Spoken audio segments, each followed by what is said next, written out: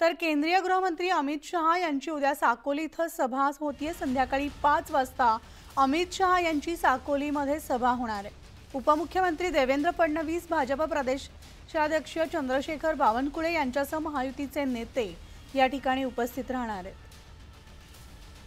तर आमचे प्रतिनिधी तुषार उपनवर आपल्यासोबत आहेत। तुषार, अमित शहांचा महाराष्ट्र दौरा असून उद्या ते साकोलीमध्ये सभा घेत आहेत, काय अपडेट्स आहेत सभेसंदर्भात?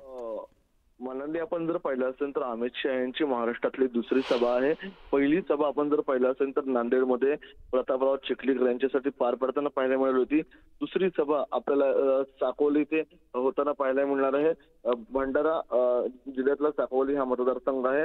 या गावामध्ये ही सभा होताना पाहायला मिळणार आहे। यापूर्वी भंडारा गोंदियाचा अमित शहांचा दौरा होता, मात्र त्यांच्या प्रकृतीच्या कारणास्तव तो दौरा रद्द झाला होता।